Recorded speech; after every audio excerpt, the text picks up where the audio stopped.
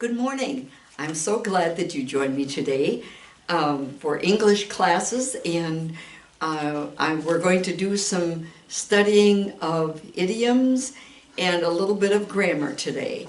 But first we're going to do the idioms that we've been covering and studying that are in a category called descriptions of people.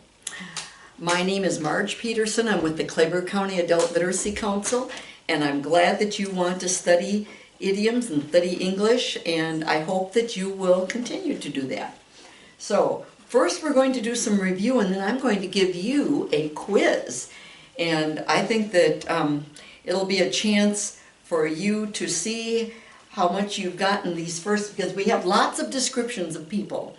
And so that you can see that the first 15 that we've studied so far, that you can help remember. Because if I just teach them to you and we never review them or take a look at them again, I'm not sure that you have learned them and that you have had a context with them, because that's what the review is. That's what the little quiz is. Okay, these are the 15 that we've had so far. We have a total of, I think it's like 38 or 40 of them, so there's lots of descriptions of people that are in idiom form. The apple of your eye, okay, if you're the favorite of your father or mother, if you feel like the favorite, then we might say that you are the apple of your dad's eye, or you are the apple of your mom's eye. The big cheese, that's a person who has a lot of influence within an organization or a company. And it's not necessarily the person at the top. It's not necessarily like the CEO or the director or the head of something. It might be just somebody that knows a lot of people, maybe that has been active in certain ways and has influenced other people, or maybe it's somebody that has a lot of money that's within the group that can put for money for advertising or different kinds of things. The big cheese, a person who has a lot of power and influence in an organization. A social butterfly, usually that's somebody that has lots of friends and they like to go to lots of social activities or events. And the way that the book says, they like to go from one social event to another. Well, that's not always the case, but usually they're invited to lots of things because they know lots of people and are friendly, okay? All brawn and no brains, someone who is physically very strong, but maybe not as intelligent, okay, as other people. Couch potato, I think we've all heard that one pretty often. Somebody that sits in front of the television and just watches and watches television all the time. A couch potato. And sometimes some of us are that way for certain days, like if it's a very rainy day, you may not have as much to do or something, so you sit in front of the television and watch several movies at a time or something. You're a couch potato, at least for a given period of time. An eager beaver. A beaver is a busy little animal that builds things and collects wood and makes little dams so that they have a place to stay or to live. And so we think of, just remember that an eager beaver is somebody who's really busy and hardworking, and they're very enthusiastic. They're eager.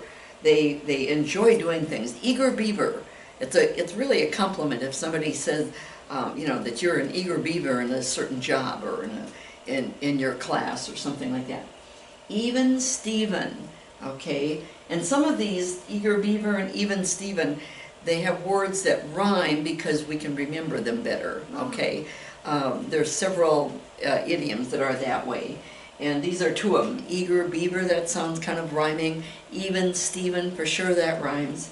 So, and that means having no balance of debt on either side. So that if you owe something to someone and then they do something for you, then you can say, well, we're even Steven now. Okay, has nothing to do with, they just have taken the name Stephen because it rhymes with even, I believe. Okay, and let me go off here. Number 8 is a tough cookie. That's somebody, and usually we say that a tough cookie, we usually use it for a female. I don't know why, but maybe because Cookie seems to be more of a female type of thing than a male. But it can be either one. A person who is self-confident and will do anything necessary to get what they want. So a tough cookie will really work at something hard because they want a certain something, and they'll withstand negative things or things that happen against them. A class act, that is someone who is well respected, they've earned the respect of many, and they're very good at what they do. A class act. These are different types of people, okay? They maybe both get what they want, but a class act is somebody that does it in a different way than a tough cookie. If someone is born with a silver spoon in their mouth, that means that they're born into a very rich family, okay? Because a silver spoon is expensive, and so that's the idea of that. They're born into a very rich family. A chip off the old block. If a person is like your father or your mother, whether you look like the person or maybe your character is like the person, or you behave like them, you might say, you know, if your father likes fishing and you like fishing a lot, you might say, well, you're a chip off the old block because you both are fishermen, okay, that you like fishing really well. You don't just go fishing, but you really like it. And that would be some activity of behavior. A tower of strength is a person that when there's adversity or when there's difficult times within your family or within anything, that person is very strong, very helpful, very supportive, okay? And usually that person is kind of non-judgmental because their thought is to just help out and support you or your family or whoever it is during difficult times. A loose cannon. Okay, when you see that word loose, you think, well, there's no direction. And the meaning is that someone who cannot be completely trusted, maybe they're trustworthy sometimes, but not all the time, because sometimes he or she is unpredictable and irresponsible. A predictable person, if you know that person is predictable, then you can say, well, if this happens, they will be stable, they will be responsible, they will handle things well. A loose cannon may just go kind of crazy and not be very responsible and unpredictable, okay? So it's not really a compliment if someone calls you a loose cannon. Life of the party. Someone who makes everybody laugh, who's a happy person. They love being where they are and being with people, and if they're the life of the party, they make everybody laugh, okay?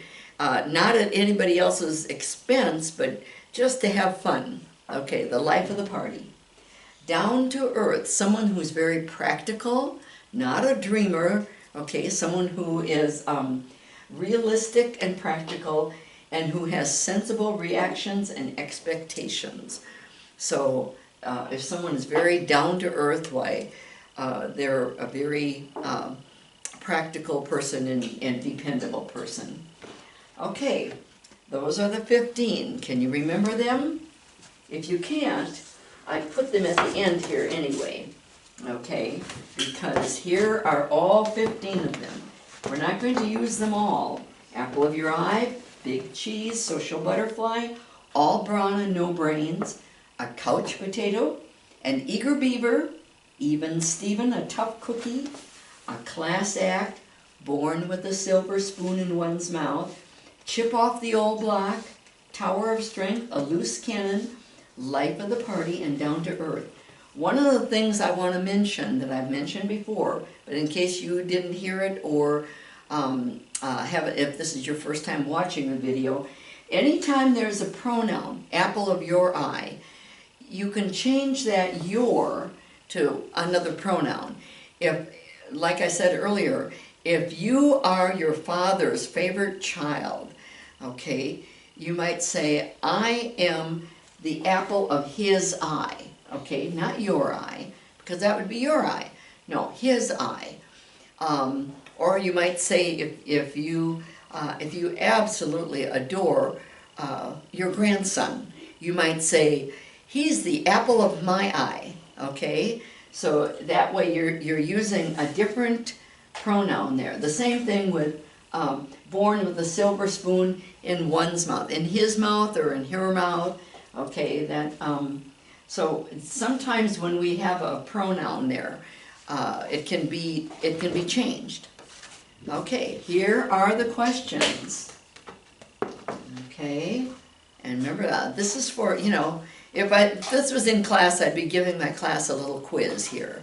But this is your quiz, and I'm going to have you see if you can write them down even as I'm asking these, and then we'll check them afterwards. If someone is very helpful and supportive to you when a family member dies, he or she is a what? What is that person? If they're very helpful and supportive to you. That's number one. If you are your father's favorite daughter, you are the what?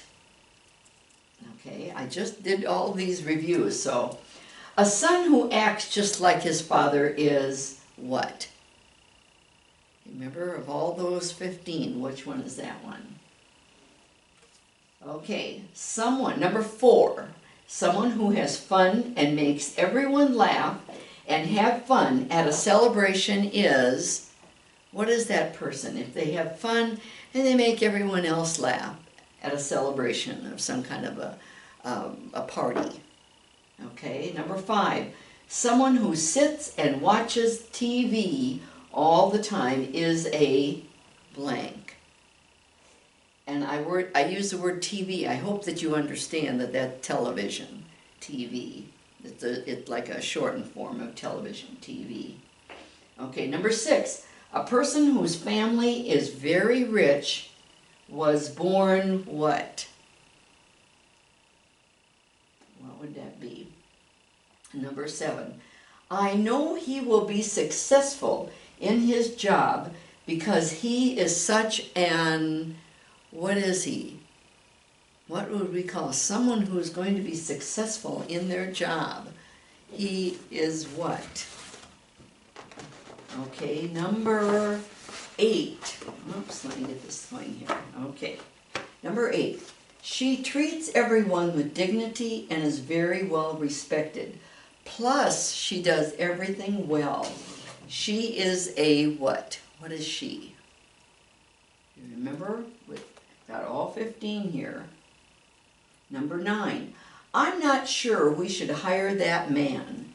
He's sometimes irresponsible and unpredictable. He's definitely a what? What is he? A definitely what? Number 10. She loves to go from one social event to another and has a lot of friends everywhere. She is such a, what is she? She loves to go to social events. Okay, let me see. Let me check here.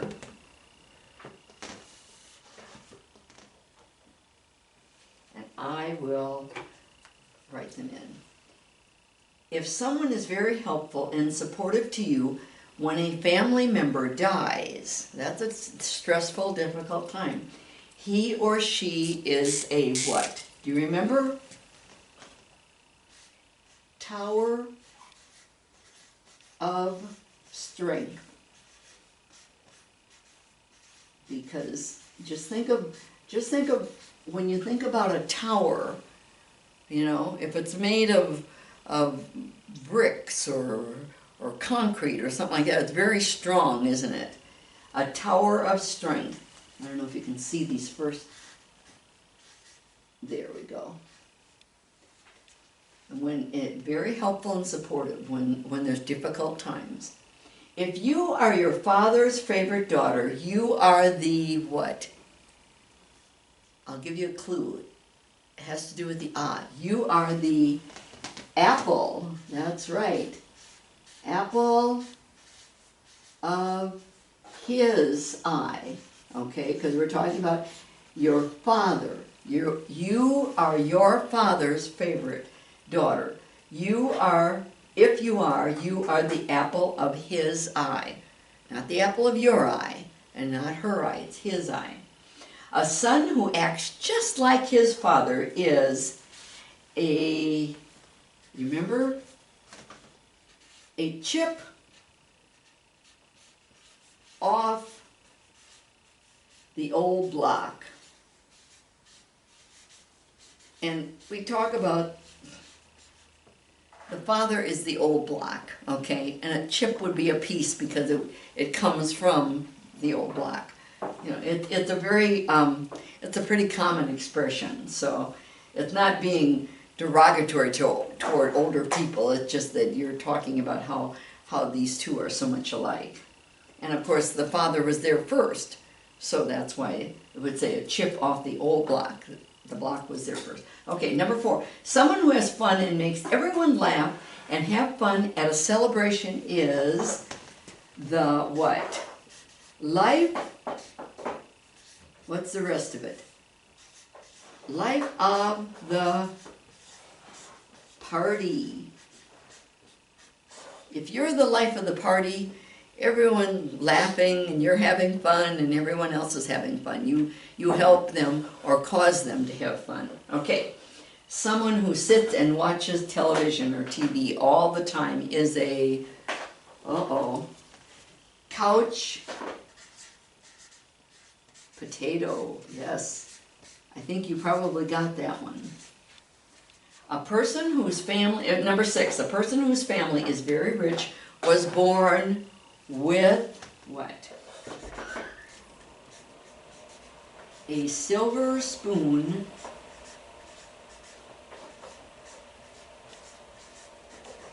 in his mouth, or her mouth.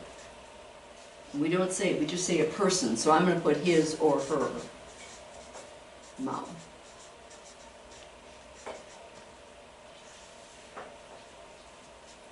Okay. Number 7, I know he will be successful in his job because he is such an, and I put an because this one starts with a vowel, or a vowel sound, but it's a vowel. He is such an eager beaver. An eager beaver is usually someone who's very successful in their job because they like to do it, they're anxious to do it, and they work a lot and do a very good job, okay? Number 8, she treats everyone with dignity and is very well respected. Plus, she does everything well. She is a, do you remember how we describe that person? A class act. She's very well respected and she treats other people with respect. Okay, she's a class act. Very, very nice thing to say about someone. Number 9, I'm not sure we should hire that man. He's sometimes irresponsible and unpredictable. He is definitely a, remember, loose, what was the other part? Loose cannon. Yes. You remember what a cannon is? A cannon is something that shoots off cannonballs. It like destroys things, okay? We don't use cannons nowadays, but back in the Revolutionary War of the United States from England, they used cannons at that time because it's more of a primitive way of warfare, okay? He's definitely a loose cannon. So usually the cannon the cannonball would go in a certain direction because if you wanted it to go toward a certain building or a certain place, you'd point the cannon in that direction. A loose cannon would go almost anywhere, and you might not even hit the target you're looking for. Okay, so that's the idea of it, a loose cannon. Okay, number 10, she loves to go from one social event to another and has lots of friends everywhere. She is such a social what? Butterfly, yes. Excuse the the crooked lines there. She's a social butterfly. We didn't use all of them, but we used 10 of them, okay, as a review. So I'm glad. I hope that you got them all correct and that you learned something from them, because this is not definition, but you're talking about, you're describing people, and that's what all of these describe. We're going to do more on our next class, descriptions of people, because there are lots of them. Okay, so that's why we're going to do them. Okay.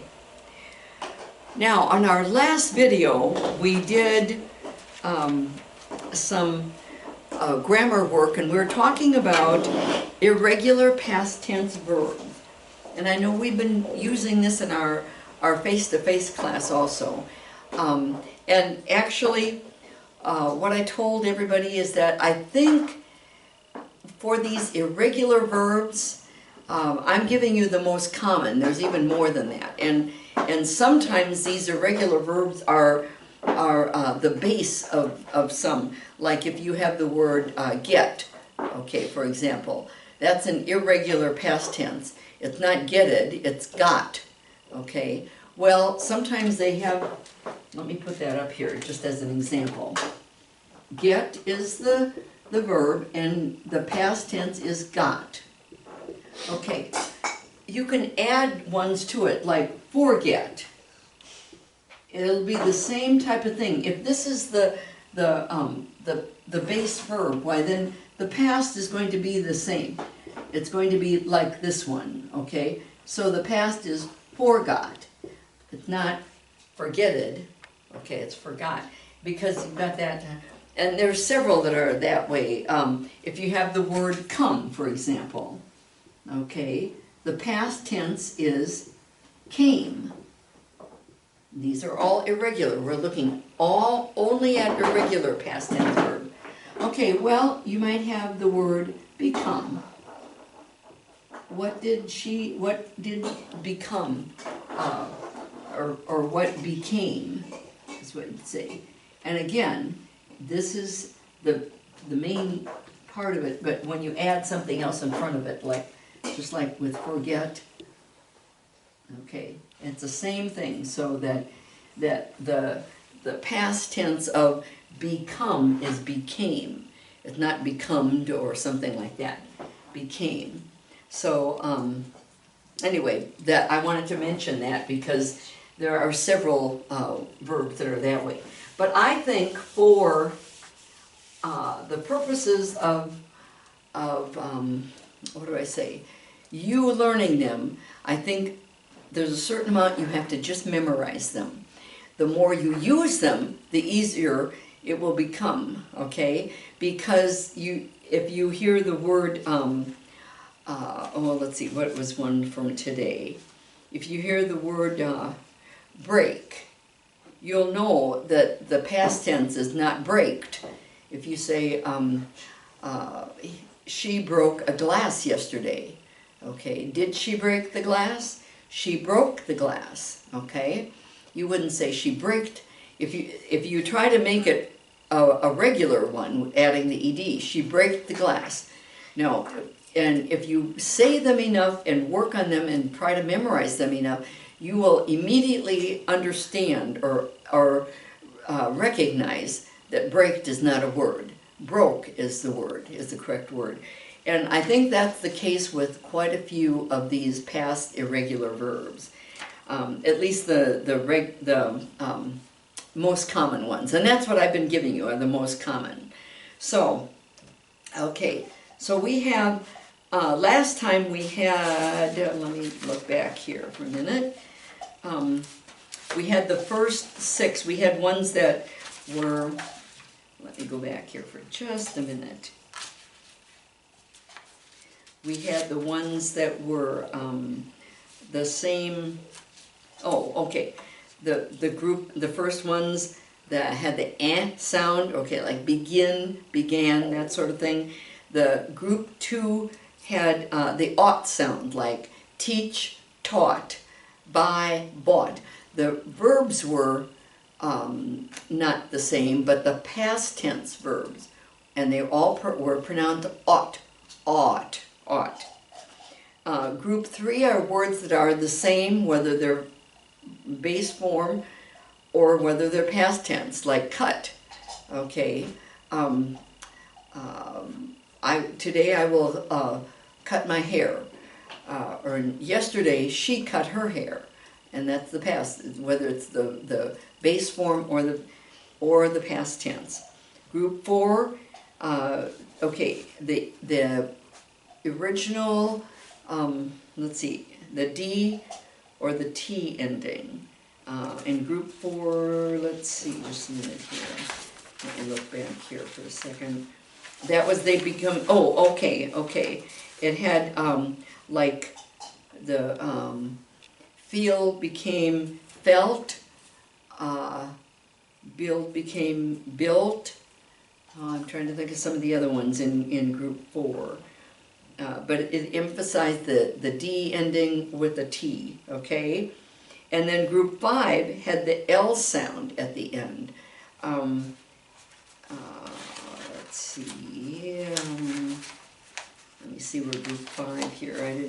I didn't write them all down here for these because we ended up at group 5 last time. Okay, so what we're going to do today is to start, oh here, maybe this was it. Group 5, yeah. We ended up with group 6, I'm sorry, we went through group 6 because we had, no, group 5. Group 6, there's not very many in group 6 because what group 6, and I hope that you watch the other video because group 6 has the O sound like this, and it's an O, becomes a U. Whoops, not a song one, but an U. So that the word grow, for example, okay, all children grow. Last summer, my grandchildren grew, okay? Grow becomes grew because that's the difference between blow becomes blue. Okay, what's another one in group 6? Know. Okay, what do you know? Well, I knew that he was going to go to school. Did you know he was going to, did you know he was going to go to school, or do you know? I knew he was going to go to school. And another one is throw. And the reason, I think I mentioned this before, the reason the book, this Grammar Dimensions book that we're using, has them in groups because they feel like if you know these things and we study them this way, that you will remember them better. So if you hear, did the wind blow hard yesterday? Oh, yes, it blew at 40 miles an hour or something like that. That you will know it's not blowed, it's blew. Okay? So that's one of the reasons that the book does it. Now, there's not very many, like I said before, there's not very many in this one. There's a couple, oh, I wrote that down, because you need to, not all the words that have like that, like if you have the word mow, did you mow the yard? Okay, we don't say mew, that mow is regular. I'll put it right up here. Yes, yesterday I mowed the yard. This is a regular form. This is irregular. So grow, blow, know, and throw are irregular. Grew, blew, knew, and threw. However, there's a few that are regular. Mow is one of them. Another one is flow. Did the water flow through the tunnel? Okay. The past is not flew. No. We wouldn't say flew. No. Because that's the past of fly. Okay. We'd say flowed. Yes, the water flowed easily through the tunnel. These are regular, mow and flow. So that's why I say that English is not an easy language to study or to learn. And that's why we're studying these and looking at them, because you may have to just memorize them, okay? Okay, that's group 6. I hope that you wrote them down. And we had these before, but we're going to look at, we have just a couple more groups, and we're going to do them kind of quickly here, because group 7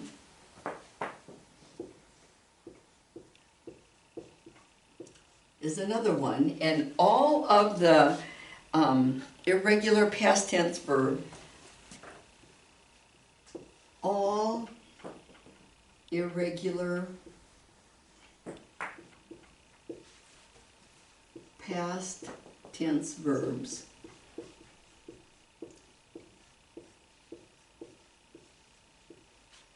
have a long O sound.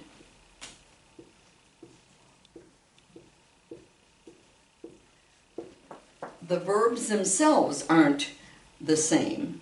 Some of them kind of rhyme, but all of them have a long O sound. Okay, let me give you the ones that are in here. Break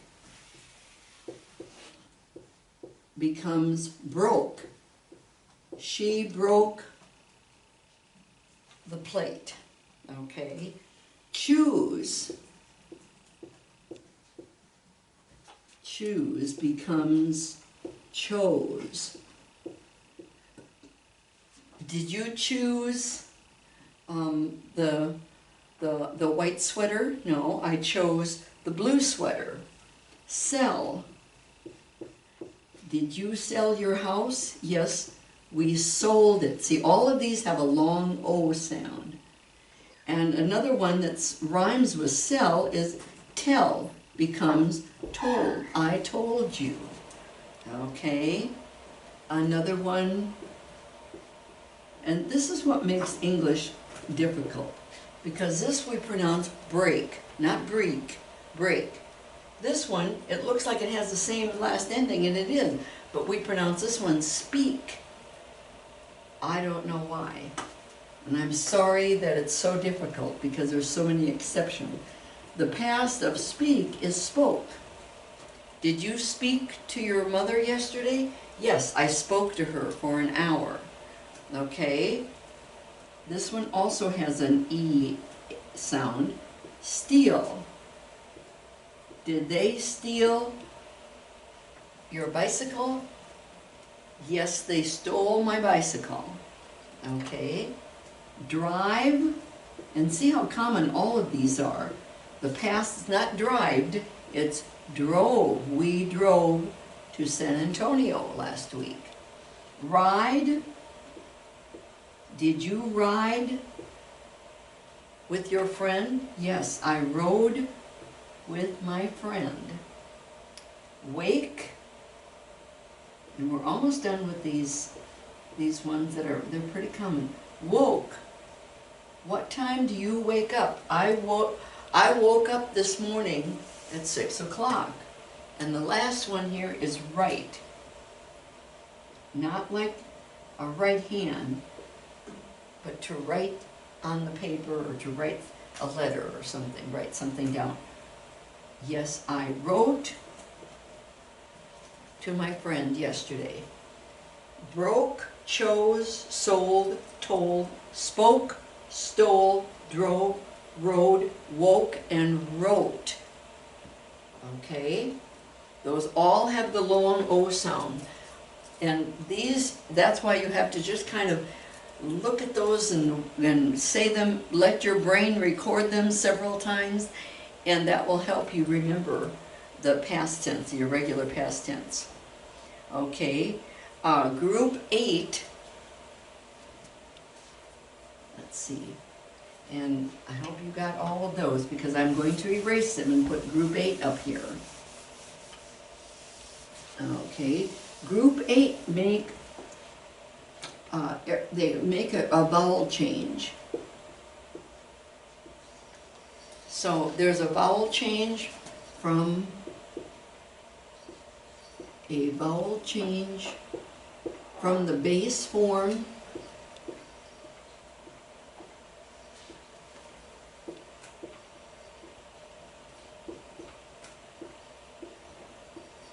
to the past tense. So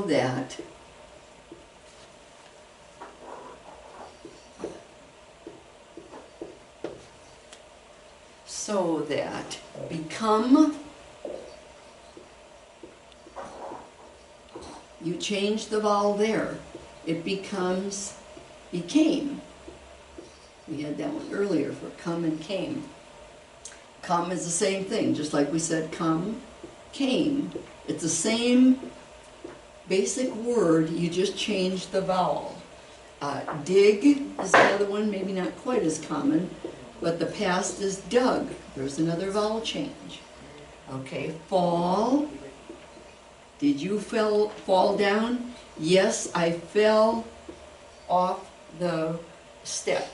Okay, and again, when I said get, we did that one, and got, forget, forgot.